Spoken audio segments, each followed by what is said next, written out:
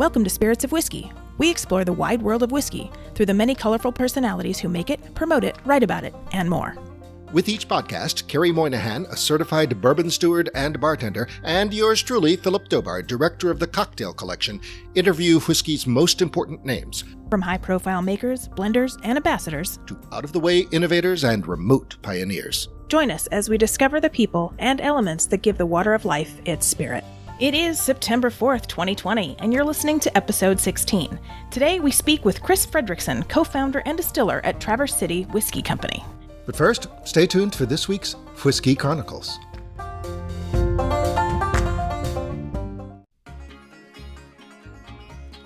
Hey, did you know it's National Bourbon Heritage Month? Well, it is. Hi, I'm Kerry. I'm Philip. I'm Louise. I'm the chef.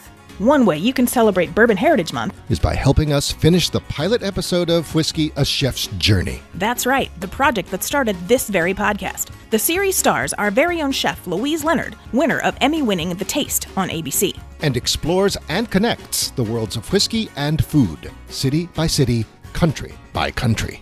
For more information, including behind-the-scenes photos, videos, and incentives, and to make a pledge, visit our website, whiskeyashefsjourney.com. Or search for our campaign, Whiskey, A Chef's Journey, at seedandspark.com now. Well, I think it's a cheers to that. Let's. Cheers.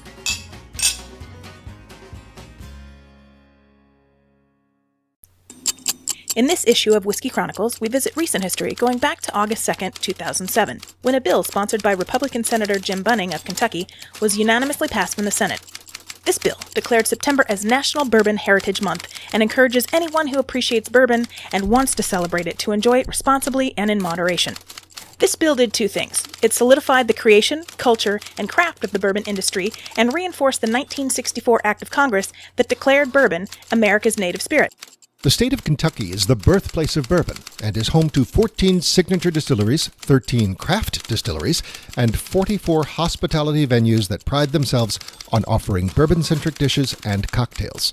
The city of Bardstown, Kentucky, trademarked the title Bourbon Capital of the World and has been home to bourbon distilleries since 1776. With a history awash in bourbon, Bardstown is a fitting epicenter for the celebration of National Bourbon Heritage Month. Indeed, the city has hosted the Kentucky Bourbon Festival every September since 1991. The week-long festival annually produces more than 30 events showcasing the history, heritage, and craft of distilling bourbon. This year, however, due to the COVID-19 pandemic, the festival has been pushed to October and is going virtual. Even though Kentucky produces 95% of all bourbon whiskey and is home to the bourbon capital of the world, bourbon can be made anywhere in the USA. Craft distilleries all over the country are making bourbon, and more of them are using locally farmed ingredients, which in turn imparts a more regional character to its whiskeys. This is true of Traverse City Whiskey Company in Michigan. While Bardstown calls itself the bourbon capital of the world, Traverse City, a center for cherry production, is recognized as the cherry capital of the world. Therefore, it is no surprise that Traverse City Whiskey Company incorporates local cherries into two of their several distinctive bourbon expressions. For links to more information on the National Bourbon Heritage Bill, the Kentucky Bourbon Festival, and ways to celebrate National Bourbon Heritage Month responsibly, visit our website for today's show notes. Up next, we talk to Chris Fredrickson of Traverse City Whiskey Company about their bourbon and cherry products. Stay with us. Have you heard about Anchor? It's the easiest way to make a podcast. Let me explain. It's free. There's creation tools that allow you to record and edit your podcast right from your phone or your computer. Anchor will distribute your podcast for you, so it can be heard on Spotify, Apple Podcast, and many more. You can make money from your podcast with no minimum listenership. It's everything you need to make a podcast in one place. Download the free Anchor app or go to anchor.fm to get started.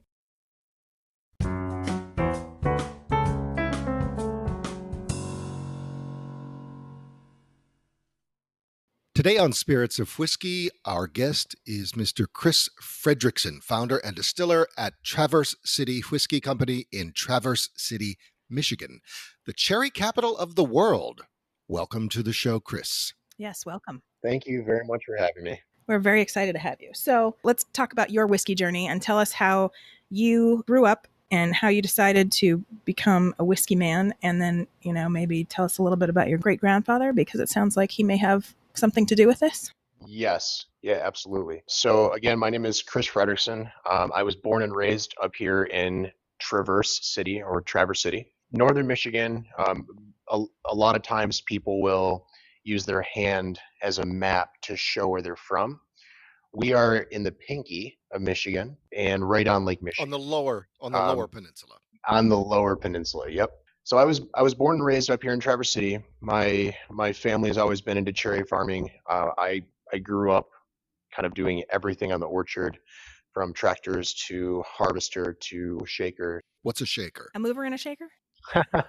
The shaker is the piece of equipment that physically shakes the tree. Okay. It's how all the fruit falls off and is harvested. Okay. Very good.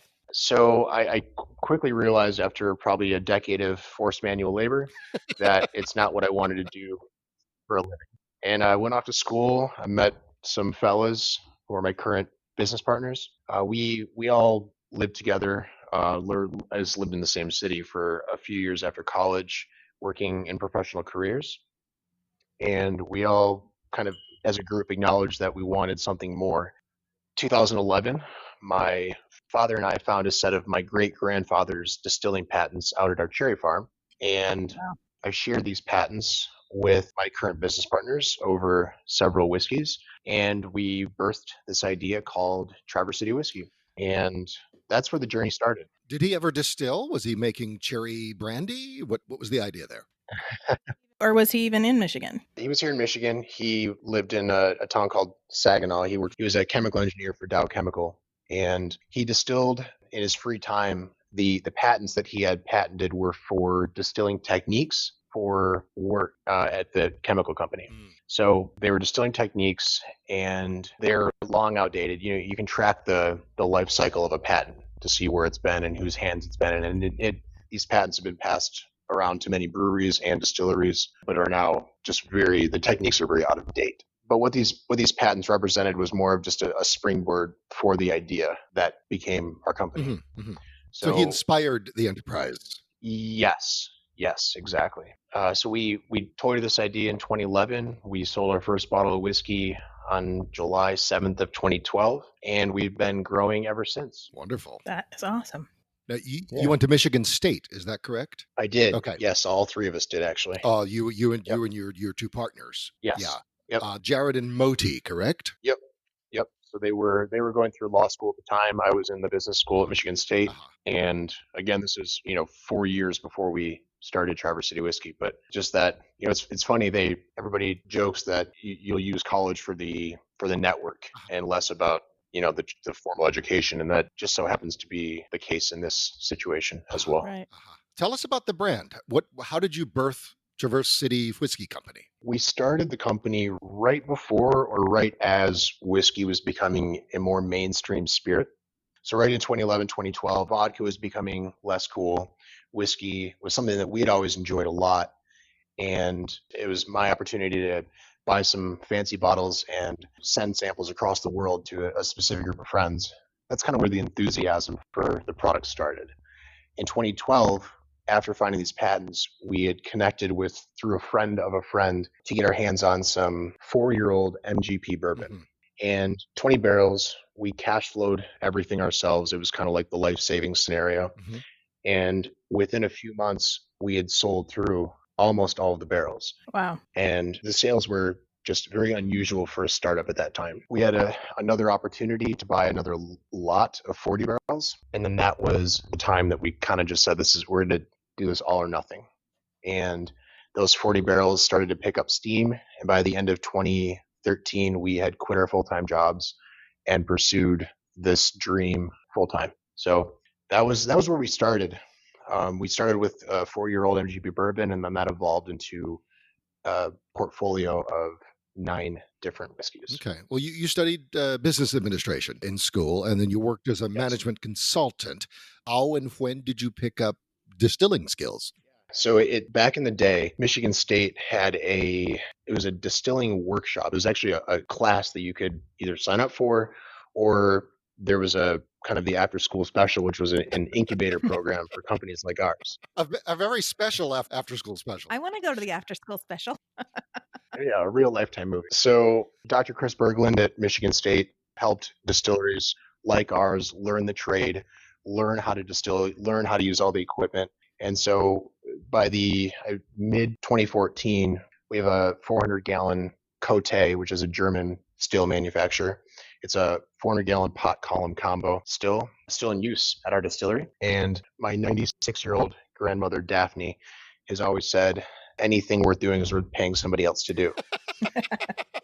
That is a principle that we've leveraged along the way. You know, the one thing you can't do is guess in this game. You can't hope that what you make today in 3 or 4 years is going to be good enough to sell. Mm-hmm. So we've always leaned on either consultants or just asked folks that know better in the industry, like Greg Snyder, who you had on your show recently. Mm-hmm. We ask everybody for help. And if we ever have questions, we try to take the guesswork out of it. So everything is intentional and calculated. Okay. All right. So how big is your facility? Well, we have 3 facilities. Oh, wow. Yeah, we have our still house and tasting room downtown Traverse City, which is about 2,000 square feet. And, the one lesson that we've learned along the way through amongst all of our facilities is that barrels take up an enormous amount of room.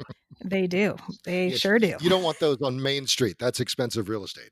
It's real estate. And within, 6 months of distilling, we were completely out of room at our downtown facility. So we invested in another facility that was, 6 times the size. It's more than 12,000 square feet. And we thought, wow, what are we going to do with all this extra space? Well, extra space won't last. Yeah. Once bitten, twice shy. And so we ran into the exact same problem where we were completely out of space and needed something much bigger and much more robust to grow effectively. So we almost 2 years ago this week, we purchased the current facility that we're working on constructing as we speak, which is a 36,000 square foot building on 35 acres just north of town. So we're now in the process of constructing the largest family-owned distillery north of Kentucky. Wow. That's awesome. Wow. Yeah. I take it sales are good. Sales are good. Okay. Sales are specifically of the cherry whiskey. I was just going to say, I've tasted, my cherry whiskey is almost empty already because... She left just enough for today. I did, literally. Not only have I been tasting it, but I've been cooking with it. Chef Louise Leonard, who's the host of our pilot, does a segment where we bring her whiskeys. And if you listen to this show later, you'll hear what she made, but it was delicious and I've made it like 3 times and I'm almost out of whiskey. But anyway. Very cool. Was it an entree or was it a dessert? It's a dessert. Well, it's cheesy and fruity and liquory and yummy. That's all I'm going to say. Add some salt. It's an entree. If you're interested, stick around and you hear all about it later in the show. Yeah. When we get to the tasting portion, I will be tasting these for the first time. Oh, great. Anyway. Good. Yeah, I don't have the patience that he does. It's most of the whiskeys that we've gotten, I've already finished. Half it's because I give part of it to the chef, not drinking. Measured intake. So talk to us about the range of releases. You make whiskey. You grow cherries. Wait, so on this new piece of property, are you going to grow cherries there as well? Yeah. It's actually, ironically, it's a defunct cherry processing facility. Oh, wow. And facility on the 35 acres, there's a slew of agriculture grown, apples, cherries, and we're going to be replanting we're actually required, the township is requiring us to plant a minimum of 7 acres of our own fruit. So we will certainly be planting a cherry orchard. Okay. Now, are you going to be planting any grain, any corn, any barley, anything like that? Yeah. The intention for the grain is actually barley at this point. So barley and cherries are what we have lined up for the property. Okay. So it sounds like there's going to be a grain to glass dimension. Yes, absolutely. The estate scenario, estate grown, or however you want to put it. But yeah, the one thing that we've always exercised is just really having fun and having pet projects like this barley scenario where we grow it and then put it into a bottle. We've toyed with many ideas like this in the last 8+ years that have really grown legs and taken off. So we don't forget to have fun. That's for sure. What kind of water supply do you guys have over there at that property? So everything is off of a well. And because it was a fruit processing facility, our well it hits the same water table as Lake Michigan, and our well can pump it's about 600 gallons of water per minute. Oh, wow. Yeah. That's a lot of water. Yeah, it'll be adequate for one, having a proprietary water source that's near and dear to Traverse City, but also supply as much as needed. Great. And do you know what kind of mineral content that water has? I don't yet. Okay. Yeah, we've studied the flow rate. We haven't because of the pandemic, we had to put this whole project on the back burner for about 6 months. Right. And so at this point, I'm a little rusty on these details, but yeah. So your range of releases, you produce a number of bourbons. There's also a rye in the mix. Yep. Can you talk about the portfolio, as it were? Yes. So the bourbon, the same 75% corn, 21% rye, 4% malted barley recipe is something that uh, helped grow the bourbon lineup. First, starting with the 4-year bourbon back in 2012. Is the mash bill fixed across bourbon releases? Okay. Yes, it is at this point. Once we at the new facility, we're upgrading to a 24-inch Vendome column, which will our production capacity will go way up at that point, which will allow us to kind of evolve our stock bourbon. Okay. Which for the last 8 years has been the same recipe. That recipe is used to make the bourbon, the cherry whiskey, which it's the same bourbon, but we rest Montmorency sour cherries in it. We also make a port finished bourbon, which is actually about to go end of life and be recreated as a part of a new series. But port finished bourbon, so the bourbon rested in port wine barrels. We also make the barrel proof bourbon, which in 2019 won a double gold best in category at the San Francisco International Spirits Competition, and this year took a Congratulations. Yes, congratulations. And this year took a gold, not Nice. a double. But either way, I mean, it's amazing how these awards, like the San Francisco Spirits Competition, it really helped put us on the map Right. in a very unforeseen way. But yeah, it's the barrel proof bourbon is very tasty. Well, I have to say, your graphics don't hurt. Your graphics are very to the point, but they really stand out. They are quite distinct, I'd say. Thank you. It's funny that we launched our bourbon back in 2012 in a different package. And one lesson that I always like to share with people that are maybe getting into the business or struggling with visibility is that the coding on our old label and our old package, we would struggle to find it on the shelf at a retailer. And so we really invested the time and energy to make sure that it now stands out a lot. Yeah. And it truly does. When there are so many products in the marketplace, so many whiskeys, so many gins, etc., taste is not enough. Yep. Yeah. It's, the package sells it and the product quality brings the person back. Sure. What about special releases and expressions in development? What's going on there? Yep. So the one expression that I didn't touch on is our apple whiskey, which we take the same process that we make the cherry with for the apple. So we steep fresh fruit in the whiskey for X days based on the time of year. And again, same bourbon recipe, but just with more fruit infusion. Traverse City is the cherry capital of the world, but we also make incredible apples. So are you going to be growing apples then on your land as well? I think we're going to start with cherries and see how it goes. Because if the cherry planting goes well, we'll probably end up doubling down on it and planting more. But the cherry whiskey right now is the best selling craft spirit in the state of Michigan. Wow. So I can see why. It's fantastic. Thank you. Speaking of cherries, you bottle some cocktail cherries, do you not? We jar or can a lot of cocktail cherries. Yeah, so they're different cherries than the ones that go into the cherry whiskey. Okay. They're a different special variety that's pretty unique to Traverse City. But yeah, we make a lot of whiskey, but I think we currently make more jars of cocktail cherries than we do bottles of whiskey. Wow. And can we get these cherries in California? Oh, yeah. Yeah, we're Amazon's choice. We great. sell them on the website, and we sell them in retail stores all around the state. That's wonderful. And what about the whiskeys? Can we get those all in California too, or a couple of them, or any of them? Oh, yeah. Most of the lineup that we just talked about, with the exception of the apple, is available throughout the state of California. Nice. Okay. That leads me to my next question, which is distribution. Where are you available around the country? Yeah, so we're available on the coasts, including the Midwest coast. Okay. So Washington down to Arizona, to Texas, to Florida, up to New York, and then around the Midwest, Michigan, Indiana, Illinois, Wisconsin, Pennsylvania. Okay, so all the major markets are covered. Exactly. This past Friday, I was in a place called the Blind Pig in Rancho Santa Margarita, Orange County.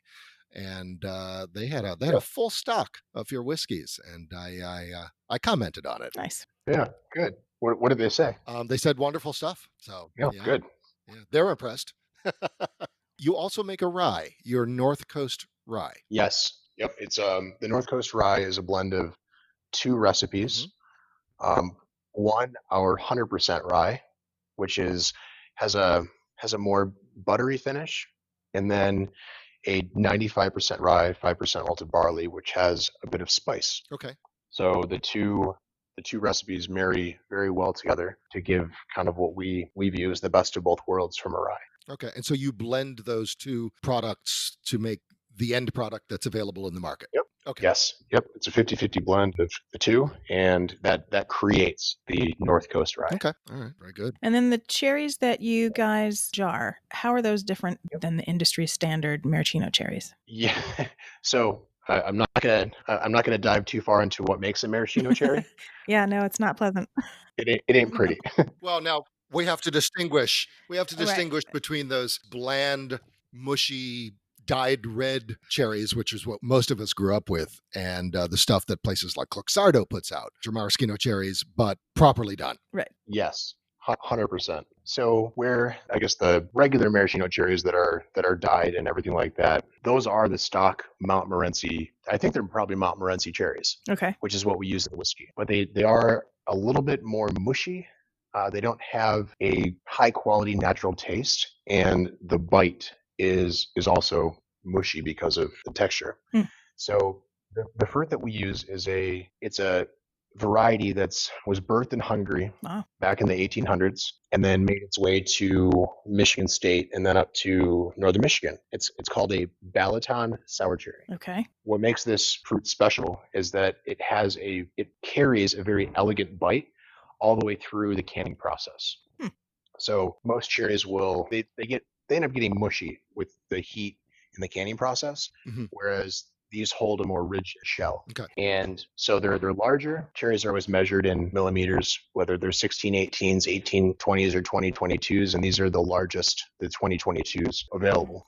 Shall we move into tasting, Kerry? I would love to. Okay. Are you going to be tasting with us today, Chris? I will. Awesome. Yep. So you guys will have to guide me through what you're sipping on. Well, we generally ask you which order you think we should taste them. And what we have before us is the straight bourbon, the barrel proof straight bourbon, and the cherry edition, the American cherry edition. Yeah. So layout that you just described is exactly how I would step through the tasting. All right. Okay. Bourbon to barrel proof bourbon to cherry whiskey. I am nosing the straight bourbon, the standard issue, and there is a lot of fruit on this nose. That smells delicious. Yeah, so the recipe for all three expressions is the same. The only difference in that lineup is the age of the barrel proof is a couple years older. And what's the mash bill? The mash bill of all three whiskeys is 75% corn, 21% rye, and then 4% malted barley. I definitely taste the corn in that. Like I said, there's a lot of fruit on the nose. I think it carries through on the palate. There's almost a sort of a wine sap quality to the mouthfeel. Mm-hmm. Very soft feeling. You taste what I'm tasting? I do. A very spicy finish, I think. I think spicy, but I don't think Nope. like extremely. I think it's a nice kick. Not like Tabasco. Yes. No, yes. Are these tasting notes jibe with yours, Chris? Absolutely. I'm getting a lot of good fruit in the nose. And one thing that I think makes this bourbon special and unique at such a low proof, at 86 proof, is that it does carry a pretty long finish, Yes. which I personally enjoy a lot. I'm still feeling it. It is that kind of that lightly spicy finish that just kind of marinates. All right. I'm going to open the second one. I love the way that sounds. Foley artist in the house. Yep. I was thinking about changing the noise for the text message on my iPhone to that cork popping sound. Oh, I may have to do that now. Do it. This one is definitely more robust on the nose. Yes. The nose and flavor, I think, is quite a bit more dynamic than the lower proof version. Right. Although I still do get a little fruit there, but it kind of hits my nose a little harder. On the palate, I'm getting that same fruit punch, but even more condensed. Not fruit punch, but you know what I say, a punch of fruit. I was going to say, I don't taste fruit punch. Yeah. And it's got a nice bite. Yeah. How did you arrive at this? Each barrel proof is going to be a bit different. Are these your honey barrels that you're pulling from? the blend of our barrel proof bourbon, barrel proof bourbon and barrel proof rye barrels are usually it's a balance of texture and flavor and just an aroma. And we don't want to go all in on either one of these categories. We try to create a diverse Okay. bourbon or a diverse whiskey. So you'll kind of get, from a sensory standpoint, you'll get hit in each direction. Aha. Well, it's very good. Yes. And in both of them, I think there's a bit more spice than one typically expects. Yes. So on that note, it's time for the cherry. And there's the last bit of my cherry. And I'm about to sip my first bit. Oh, and it smells like cherries. Yes, on the nose, Chris, I'm getting cherry. Yeah, definitely cherry on the nose. Yeah. It kind of smells like a Shirley Temple. It's a bit deceiving, the cherry on the nose, in my opinion, because you get such a punch of cherry, which the whiskey within a day or two, the infusion process, that flavor and color carry over almost immediately. But one thing that it's interesting that the taste, I find, it's just not nearly as intense as the nose. I agree. Mm-hmm. Which is good because we don't want to be drinking grenadine. Exactly. This is my favorite flavored whiskey of all time. And it's probably because it's natural flavors and good cherries. And because you made it. Yeah. Can you talk to us about the flavoring family? It says cherries and natural flavor, but can you talk to us about the process?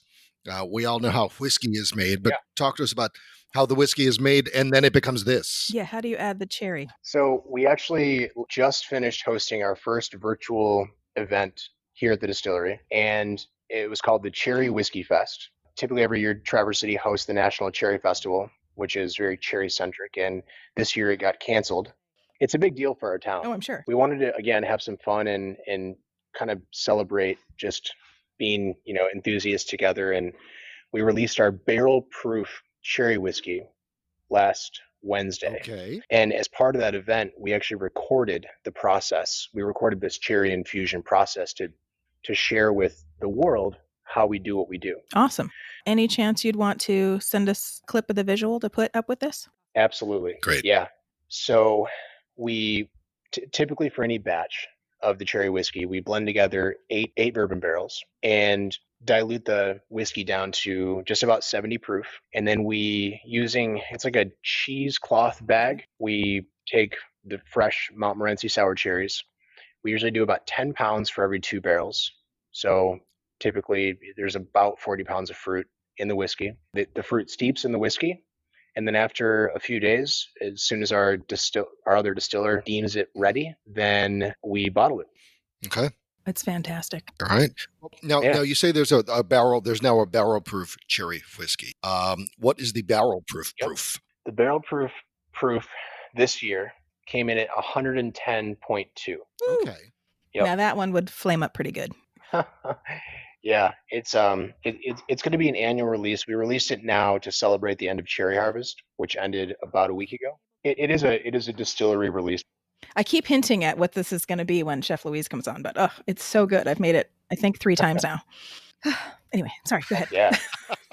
So the barrel proof cherry, and I don't have to go into too much detail here, but it was our first release that we planned as an annual release, and that release will happen right around the end of cherry harvest.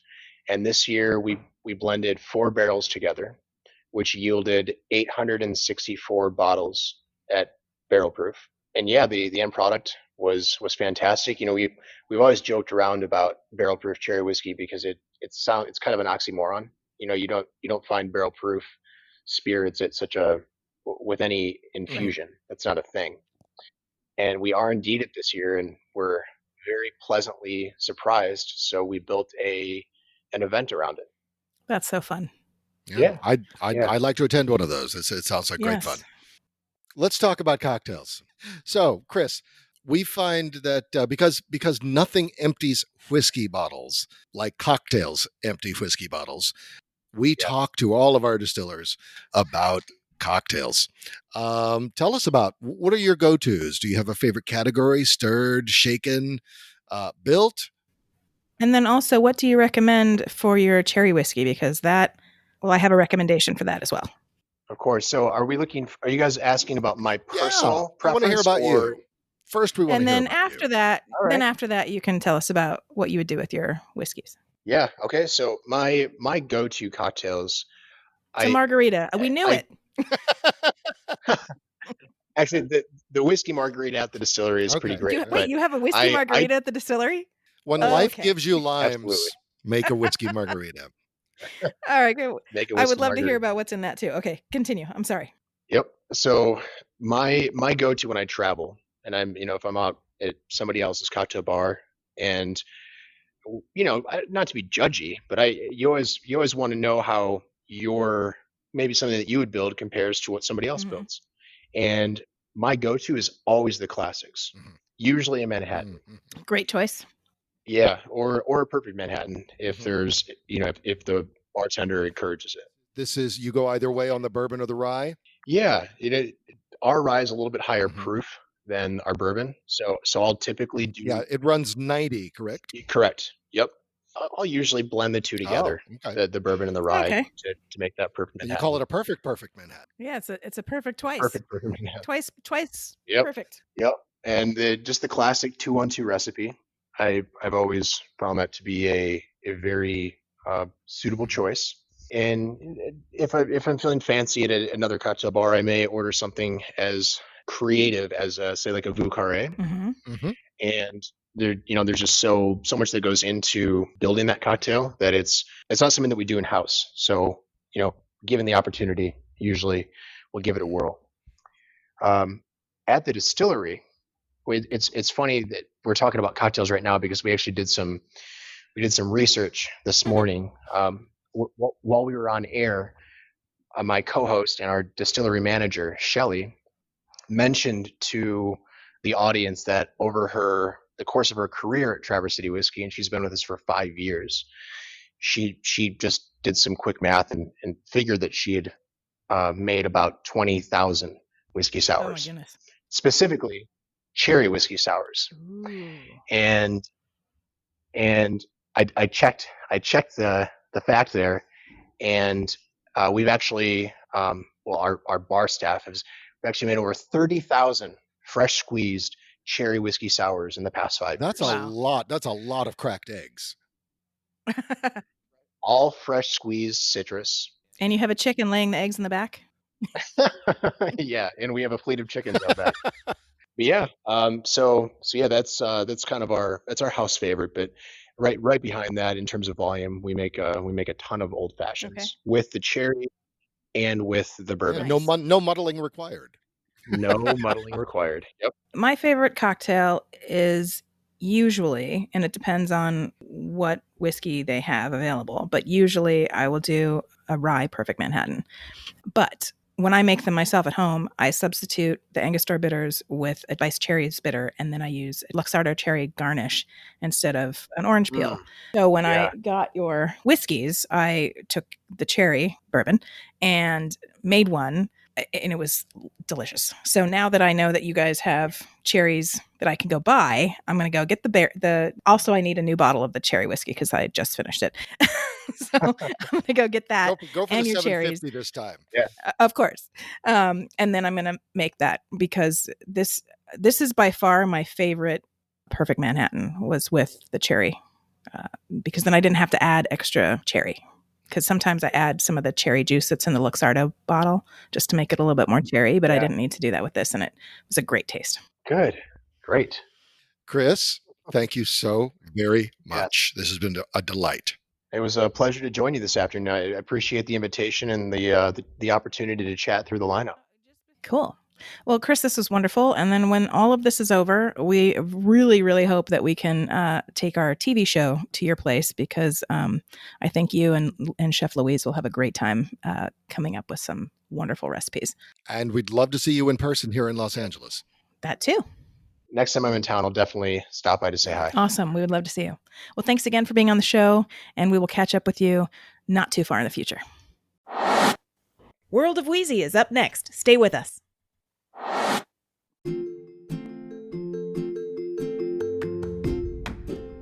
The Center for Culinary Culture, home to the Cocktail Collection and LA Food and Drink Museum, has a YouTube channel that offers a diverse and growing slate of food and drink series, featuring a mix of how-to, lively talk, and culinary entertainment.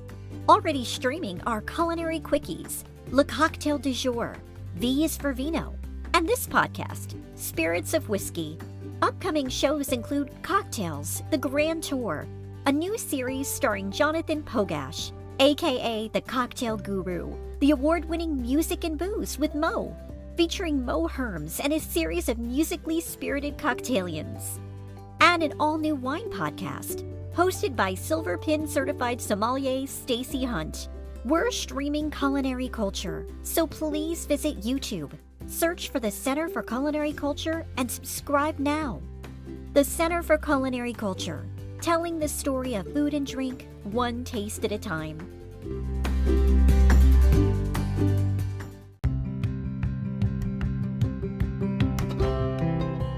It's time now for this edition of World of Wheezy. Today we have a special treat because Chef Louise Leonard is in studio. Louise, what'd you think of the Traverse City Whiskeys and Cherries? Well, this cherry whiskey was super interesting to me, and I will say, I need to preface this, I don't really love cherries in, say, alcohol form or in candy form or in flavor form. I like to eat a plain cherry, but generally speaking, if something is like cherry infused, I normally don't go for it. However, being that I am a girl from the Midwest, I am very well aware of these sour cherries from Michigan, and I was intrigued, so I had to try it. I have to say, I thought it was going to taste like cough syrup. It did not. It was super duper fresh cherry fruit forward for sure. And then it had me thinking, of course, how am I going to use this? I definitely knew right away that I wanted to use it in a dish, and I was hemming and hawing over this, thinking like, I know you could make some sort of really great cherry compote using this whiskey. To say go with venison, a venison roast with that would be amazing. And then what dawned on me is, how about a farmer's cheese blintz with Oh my gosh, flambéed cherries? I haven't had like a really good, actually I haven't had a really good blintz since I was in France. And that's been a long time. Yeah, blintzes are like one of those things. I feel like unless you're either in like a Jewish deli or you're in the Midwest or you're in Europe, you just don't see them around very often. Yeah. I love them. I like them simple. I like them with just a very, very fresh cow's milk farmer's cheese inside, the delicate crepe around it, and then I would flambe maybe a mix of cherries. I mean, you can mix sour cherries with another type of cherry, a Bing cherry, for example, and then with a little bit of sugar or honey and flambe it with this beautiful whiskey. I think you would have yourself an excellent brunch dish. I mean, I don't even think about this as a dessert. To me, this is morning. This is brunch. So not only would it be tasty, but it'd be fun to make with the full flambe and like just be careful you don't light the kitchen on fire. Yeah. Like if I went to a restaurant and they were serving this to me tableside at 10 o'clock in the morning on a Sunday, I mean, I would be thoroughly impressed. That sounds amazing. That sounds... In my imaginary bar that I always like to tell my friends about, I would serve this for brunch. Well, I do have some cherries right now, and I think I'm gonna go to the store and get some crepe stuff. I actually, at my last job, they were giving away, one of the shows that they were doing was a cooking show, and they had this crepe like maker with the little swirly, and they gave me one, and then when I left the job I totally forgot it under my desk, and I was like so mad because I was like, I wanted to make my own crepes and watch the little thing and you swirl it and Well, while a perfect crepe pan with the little wooden swirly thing is quite cute, you could just do them in a nonstick skillet, which I probably will, because I would probably mess it up I'd probably like scrape it off onto the counter with the little word swirly thing. They're forgiving, and especially if you're going to fill them and roll them and then cover them with flambéed cherries. I mean, who cares if they break? And also, if this is your maiden voyage making them, I mean, no one will see. I think this would be the second thing I put on fire. I think the only other thing I've done is a flaming Dr. Pepper, and that's not food. So I don't even know what that is. It's a cocktail. This sounds like something that sets frat houses on fire. Yes. yes. Well, I'm going to definitely go to the store and get some other stuff and do something with my cherries, because that sounds like now I'm totally craving it. So, well, thank you so much for bringing that to us today, Louise, and it was good to have you in studio, and we will talk to you next week with our next guest. Sounds great. Looking forward to it.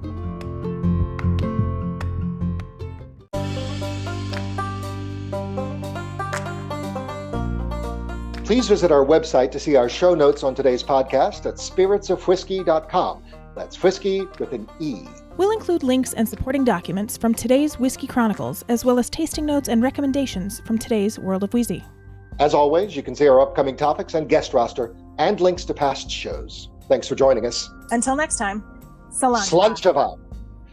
Spirits of Whiskey is a production of First Reel Entertainment and the Center for Culinary Culture, home of the Cocktail Collection, and is available on Anchor, Spotify, and wherever fine podcasts can be heard.